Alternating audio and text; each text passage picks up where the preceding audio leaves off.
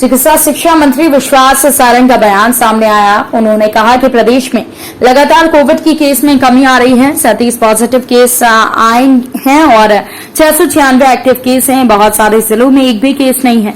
लगातार टेस्टिंग की जा रही है। वैक्सीन की प्रदेश में कमी नहीं है। दो बातें हैं कि बिना किसी तथ्यों के कारण आरोप लगा रहे हैं। हम लोग गैस पीड़ितों को रोजगार देंगे। मेमोरियल उस जमीन पर बनेगा। वैज्ञानिक तरीके से यूनियन कार्बाइड के कारखाने का कचरा नष्ट किया जाएगा। बीजेपी हमेशा चुनाव की तैयारियों में जुटी रहती है। कांग्रेस की तैयारियों पर नेता नियत किस बात की तैयारी कर रहे हैं? कांग्रेसी सिर्फ अपनी राजनीतिक रोटी सेक रहे हैं। दिग्विजय सिंह के द्वारा साइबर क्राइम में शिकायत करने पर कहा कि दिग्विजय सिंह सिर्फ पाकिस्तान परस्त बात करते हैं। दिग्विजय सिंह की जांच होना चाहिए। वहीं नर्सेस के खाली पदों पर नियुक्ति कर रहे हैं। जो परेशानी आ रही है उन्हें दूर कर रहे हैं। उसमें से केवल 37 पॉजिटिव केस आए हैं। एक्टिव केस जो अब मध्य प्रदेश में है वो करीब 696 हैं। एक्टिव केस के मामले में मध्य प्रदेश की देश में लगातार स्थिति सुधरी है और हम 31वें नंबर पर है। हमारे बहुत सारे जिले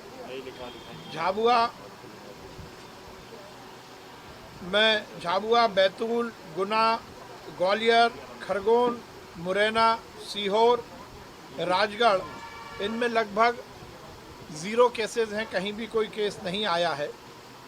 मध्य प्रदेश में रिकवरी रेट बढ़कर अब 98.78 हो गया है और लगातार मध्य प्रदेश में हम टेस्टिंग को लेकर ये सुनिश्चित कर रहे हैं कि हम टेस्टिंग में कहीं कोई कमी नहीं करेंगे। तय किया है कि हम गैस पीड़ितों को रोजगार देंगे। गैस पीड़ितों को के घरों में उजाला आए, ये हमारी नीति है और इसलिए गैस पीड़ितों को यदि उस ज़मीन पर रोजगार देना है तो वहाँ पर एक मेमोरियल बनेगा। जो भी कचरा है उसका वैज्ञानिक रूप से निष्पादन होगा। मुझे लगता है बिना किसी तथ्यों के बयान देना ठीक नहीं है। उनका कहना है 21 स्थानों पर हजारों लाखों उनका कि वैज्ञानिक कहेंगे, ना मैं वैज्ञानिक हूँ ना वो वैज्ञानिक है। जो वैज्ञानिक कहेंगे उस हिसाब से होगा। पोल्यूशन कंट्रोल बोर्ड से बड़ी कोई संस्था नहीं है पर्यावरण के संरक्षण। कब तक ये कर लिया जाएगा? जल्द से जल्द होगा। हमने टेंडर कर दिया और हम जल्द से जल्द बनाएंगे। जबलपुर में ऐसा ब्लैक फंगस की संजीवनी बनने वाली है, सीएम साहब उसका करेंगे, कैसे करेगा? जबलपुर में ब्लैक फंगस की दवाई बनने वाली है। निश्चित रूप से रेवा फार्मास्यूटिकल के माध्यम से माननीय मुख्यमंत्री जी की पहल पर अब एम्फोटेरिसिन बी मध्य प्रदेश में उत्पादित होगी। ये हम सब के लिए बहुत प्रसन्नता की बात है और निश्चित रूप से ये भारतीय जनता पार्टी मध्य प्रदेश की बड़ी उपलब्धि है कि हमने वो एम्फोटेरिसिन बी जिसकी हिंदुस्तान में बहुत कमी थी, उसकी अब मैन्युफैक्चरिंग हम मध्य प्रदेश में ही शुरू कर रहे हैं। सर 2023 की मैं चलिए मध्य प्रदेश में अलग अलग स्थानों पर ट्रांसपोर्टेशन आज हड़ताल की बात कर रहे हैं। हालांकि कई जगह पर समर्थन है, कई जगह पर नहीं है। देखिए, मुझे नहीं लगता है कि किसी भी तरह हड़ताल करना उचित है।